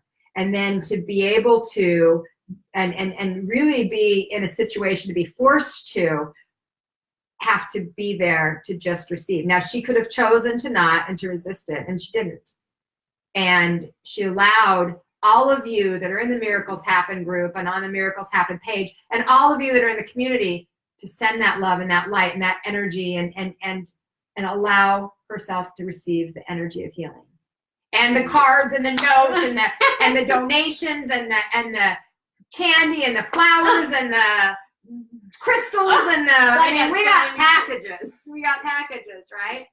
But but receiving the help, the support, the love of her family and her friends and her colleagues and her community, I think has been a game changer. Well, and I remember in the early days when you set up the Miracles Happen page and people would start commenting, and there was that point where I was just like feeling overwhelmed because I'm trying to get all this going in my body and in my head, and I felt like, oh, I need to acknowledge everybody. And you said, no, you're not to acknowledge anything. You just read through the post and do not acknowledge. That was one of the hardest things, because I felt like, oh, I need to give back. I need to give back. And it was really about just standing there to open to receive. And that was quite a challenge. How did it feel? Because that might be helpful to people. Because it was uncomfortable. Yeah. It was uncomfortable because I felt like I didn't want anybody to go unacknowledged. I didn't want anybody to feel I wasn't appreciating. I didn't want anybody to think that, I was just reading it and not feeling a gratitude around their comments and that. And it was challenging, but at the same time, it took away having to have that exchange in that moment, and just allowing myself to receive. And every card and trinket that everybody has sent me is in my living room and still on my wall.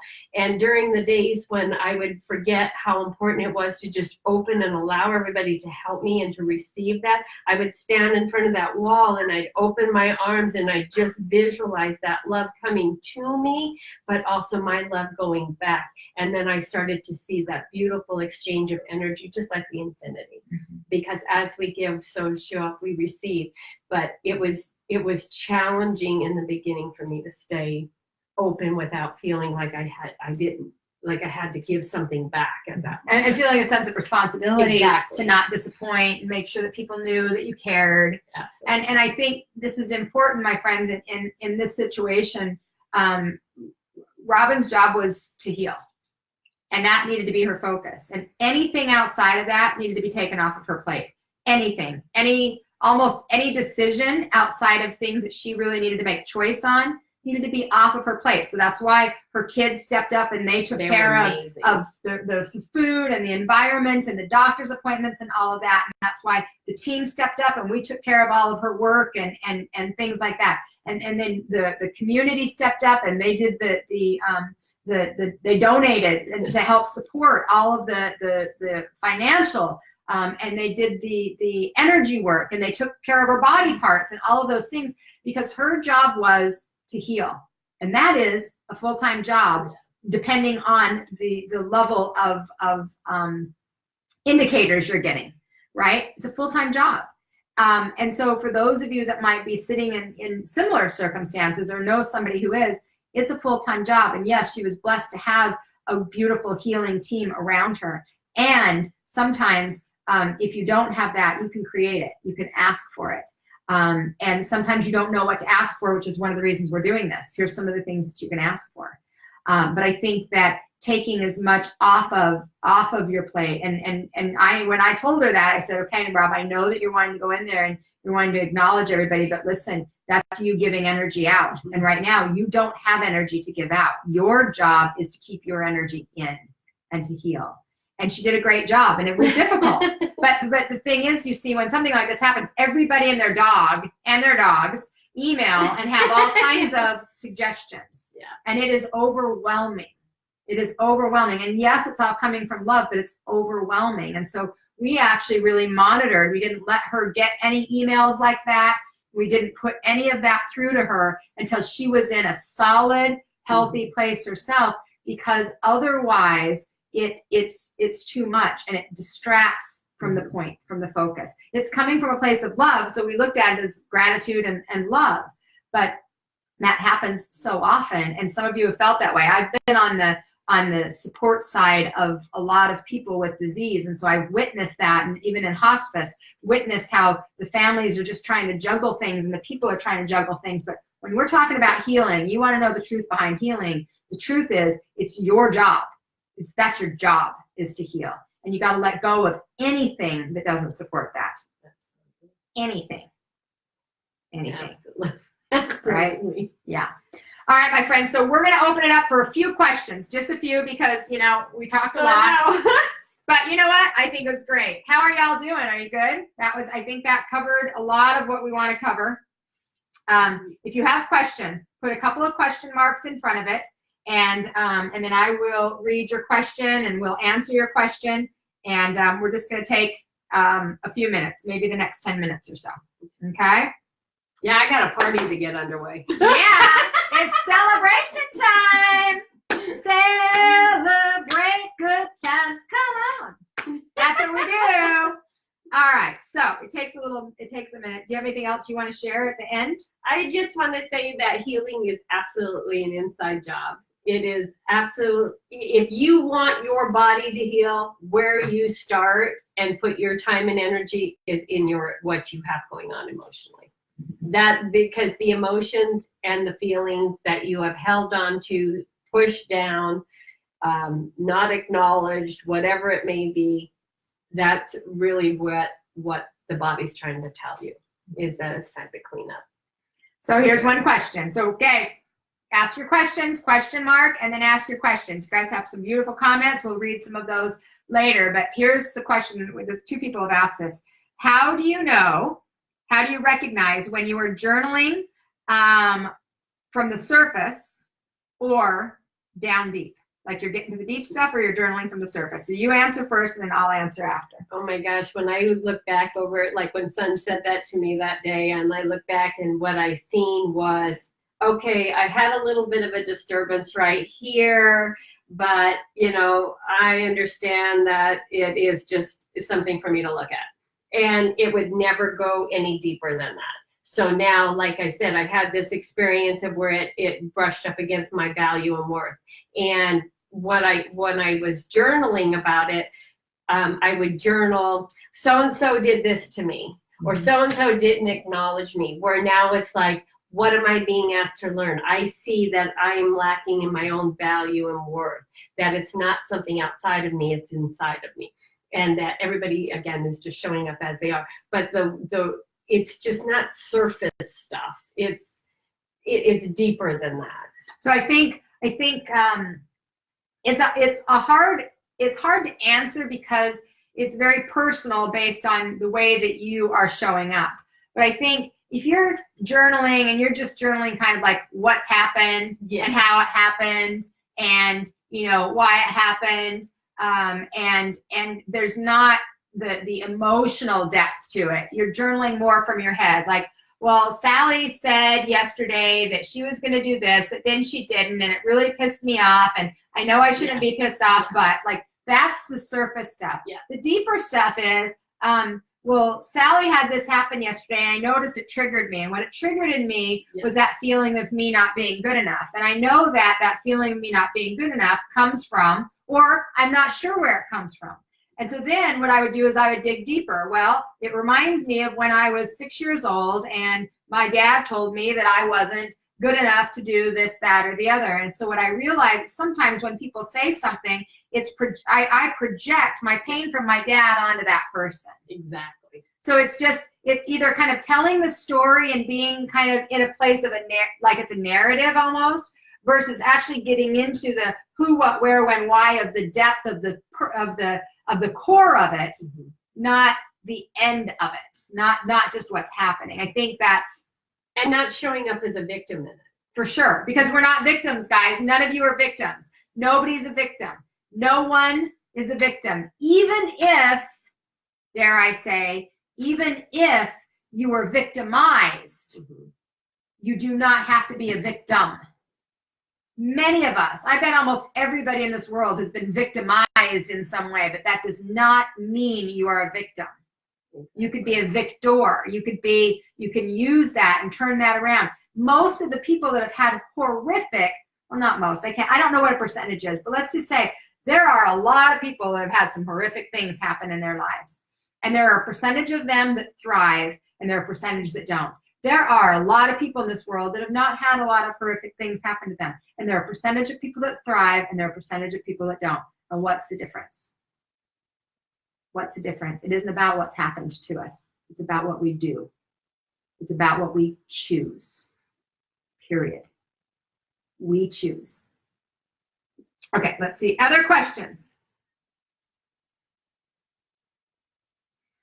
What do you do if you don't have folks to support you, or even family members? How can you keep the focus if you are alone? Okay, first of all, we're not alone. And I know you might say, well, yes, I am alone. I'm the only one in the whole world besides me. My family doesn't care. My friends aren't there. Okay, you're not alone. Number one, you have angels and guides with you always, so you're not alone there. Number two, if you're watching this, then you are likely at least somehow connected to our community, which means you're not alone. Miracles Happen is the page that all of this happened. This is where I started auctioning Robin's body parts off. Was on Miracles Happen. This is where all of those prayers have come in. This is where all those beautiful souls have shown up to send love and energy and support her through their prayers and their communities and their money through donations. This has been a huge piece of the healing for her and is available to everybody. Everyone now is using this, and I think my intention is we're going to start to switch that into it's an open energy for Miracles Happen, because Robin's gotten the support. Not that she isn't going to continue, but now we're turning the corner to making this a little bit bigger of a format. So the journey, Robin's journey started it, and today is a time to flip it. And so part of what I would say to you, Marion, is join the Miracles Happen group. Ask for support there. Reach out. Say, hey, I'm needing somebody to talk to.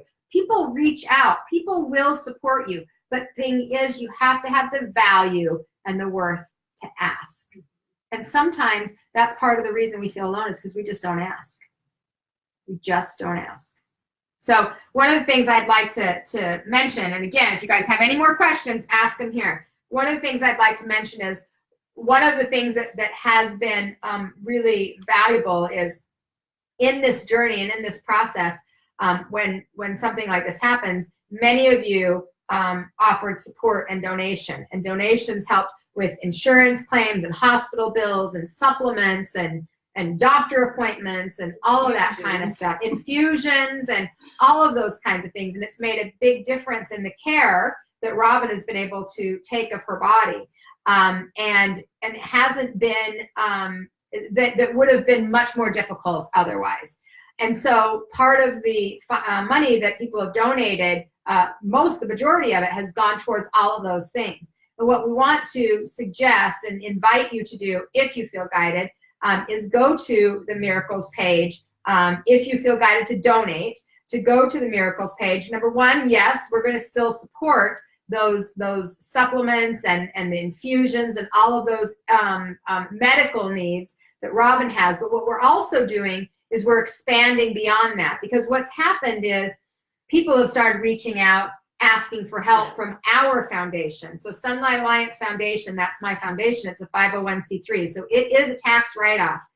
So you can get a tax write-off for it. But people have started coming to us saying, you know what, my son was diagnosed with cancer and he needs help to pay for this test. And can you pay for it? Absolutely, we can pay for it. My aunt doesn't have the money for this. Could you help us? Yes. So we've started to get a lot of inquiry that way. So part of our goal is to expand our fund so that we can expand our ability to help others.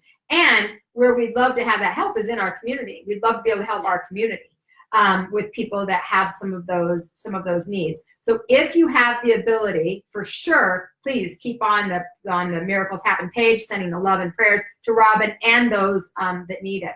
But also, if you have the ability to donate $10 or $40 or $100 or $1,000, whatever you have, we would love to receive that support so that we can give back in the same way that we've been able to give back. And Robin has always been a support of the foundation and all of the work that we've done with the homeless and with children with medical needs and been diagnosed with disease and things like that, and has put so much out.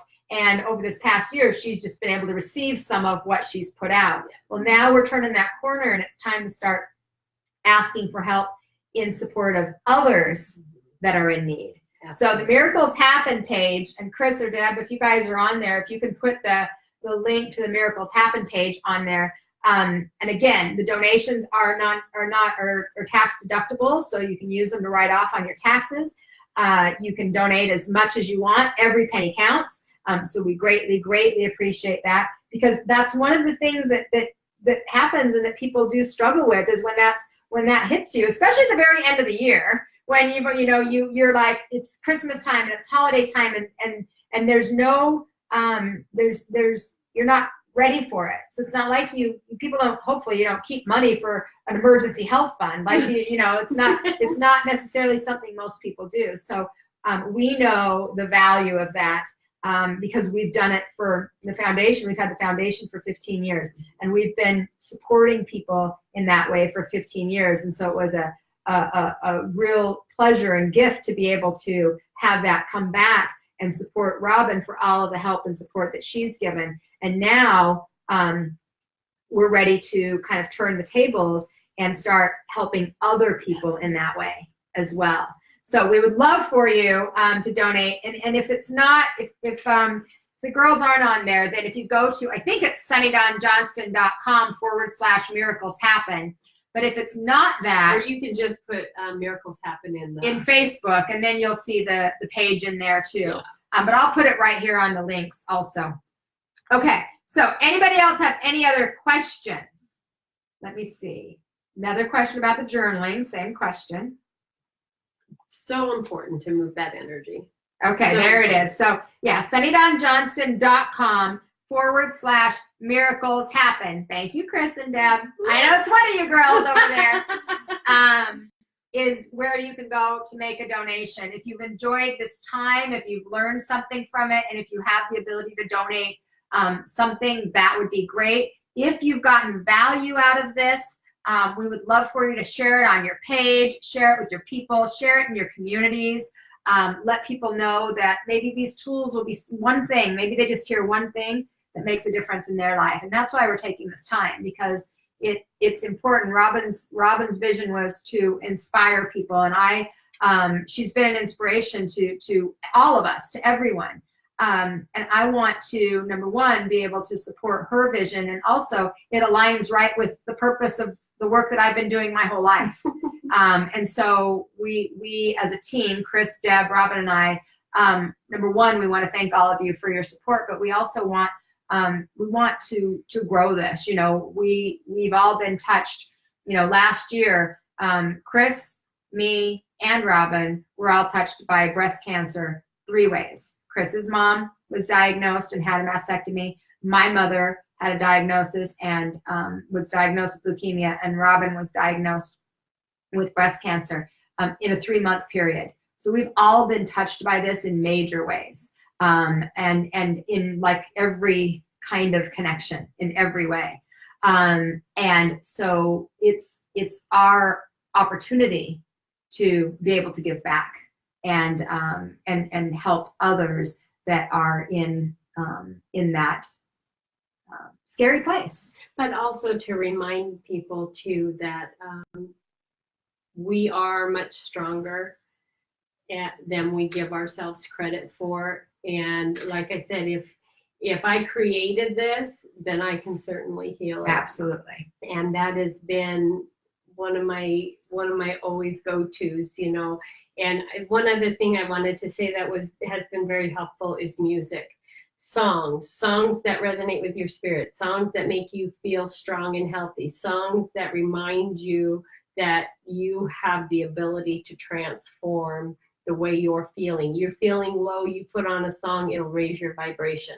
You know, so recognizing there's lots of things out there to use, but really the work begins in your heart and doing the emotional work and then allowing your body to follow. Mm-hmm. So we're gonna wrap, but I see that a whole bunch of questions have come up that did not come up on my phone. So I'm gonna come up there now and I'm gonna squint so I can read them. And let's just see what I missed, because I can see that we missed some questions. So hang tight, guys.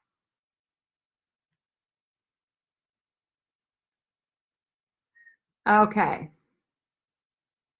Thanks, Deb, for the posts. Good job. I couldn't see any of those. Okay, I have a diagnosis of RA that I have been learning and growing from for 10 years. I realized on some level I was still a victim. When did you get to the position of moving forward? I feel that is where I am at personally. When you stop telling yourself you're the victim. When you stop saying that it's because of this and this and this. When you start really being honest with the fact that, again, if you create something, you can heal it. What is that body part saying to you? What is the emotional component that's sitting behind it? And your willingness to dig deep to look for the answers. And if you can't find them, get some help. Find somebody that can help you. Those books that we mentioned, the Heal Your Life book, the Secret Language of the Body book, great books to give you that roadmap of emotional support. Okay. I'm looking to see if we have more questions. Lots of thank yous, thank yous, thank yous, thank you, thank you, thank you.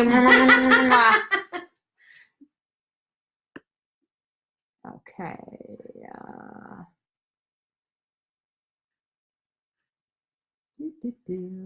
Oh, I think that's it. I think we got them all. All right, my friends. So, famous last words. I'm just going to come up a little bit. Believe. Believe. Because when you believe it, then you can achieve it. Bottom line. And you know what? We believed December 1st when I found out, I said, all right, we need a miracle. And I believed we were going to have one. And it didn't matter what was happening. It didn't matter the level. And I'm not saying there wasn't fear, but I believed absolutely we're going to have a miracle. And the way I want to end this is the card that I pulled on New Year's Eve. So I used that word miracles. As soon as I heard it, I said, this is what we need. And part of that's because I know what that's like, because I've been on the other end of that. I've been at a death sentence myself. I know what that's like. I know how it feels. I know how scary it is. And I know that you have to open yourself to receive. So that was a long time ago, but I recognize that. So I knew we needed a miracle. So that's why we called it Miracles Happen, because they happened and we expected one to happen. So New Year's Eve, every New Year's Eve, we've had a party for New Year's Eve for 15, 20 years. And they're fun parties, like we dress up crazy and we do crazy ass shit. And so New Year's Eve was only 3 weeks after Robin's hip surgery. And so she was getting around pretty good for 3 weeks after, but she for sure wasn't in a place to, let's go out and go dancing or anything, right? No party mode. No party. So we decided to have just a quiet, small group at the house, which usually we have 30, 40, 50 people. We had like 6 or 8, I think. And so we decided to do that. So she came over and energy was a little bit low. I think part of it was just because it was New Year's Eve and the wanted side of her was like, I want a party. Yeah. And then the physical body was like, okay, girl, that ain't happening today. But before everybody came over, I lit some candles and I have a little angel on my mantle that I light a candle underneath, and I have the ashes of my husband's best friend who took his life 6 years ago. And so I usually light that candle on holidays, special occasions, and then just different times where I feel guided and I say, all right, Mike, come and join us. So I told Mike that day, okay, Mike, we're going to have a New Year's Eve party. It's a little different than the ones you're used to, but, so I had a little conversation with him, and then my spirit guided me to go upstairs and pick a card.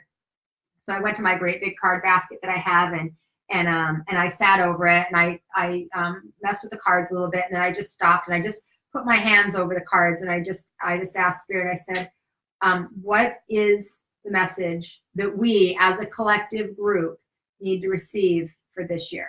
What is the message we need to receive for this year? So I was pulling it for those of us that were at the party, which was our team and a couple of friends and my mom. And so I dug deep. I went way deep, because you got to go deep and to get the right card, right? And I pulled the card, and it was miracles. And I'm talking there's probably 1,400 cards. There's one miracles card. So the reminder is, when you hold the vision, when you know your power, and when you believe that you have the ability, that's what this girl did. And that's also what she had around her in her support. She had people that believed. And so in the moments that she struggled, then we could remind her. In the moments that we struggled, then we could remind each other to believe. And when you believe, miracles happen. And here's your evidence, right? Thank you all so much for joining us. We hope you enjoyed it. We hope you got something out of it. We would love for you to share this, put this out into the world, let people know about it, and keep your eye open for some things coming up next year where we're going to be doing a few more of these, like lessons learned kind of things. So a few more classes, right? Yeah. Okay. I'm not surprising her. I want to inspire, right? And hold that space that there's nothing that I did that was unique. Nothing. The only thing it was a willingness to heal. Well, and things that people don't always know. Right. So unique in the sense of like to the medical world, most of it's unique. But in the sense of like, she didn't go and bury herself in sand for 4 months and wait, like it wasn't crazy ass stuff. It was just things that anybody's capable of doing. Absolutely. You all can do them, but a lot of times you just don't know what to do. Yeah. You just don't know. And so now all the secrets will be revealed, because we'll be sharing those with you down the road. So thank you so much, all of you. Thank you, Chris and Deb, for being on and sharing the links. Thank you to everyone who joined. Thank you, Robin, for being our inspiration. I'm honored. All right. Thanks, guys. Thank you We so love much. y'all. Love you. Have a great holiday season. Woo-hoo! Merry Christmas. Happy holidays. do, do, do, do.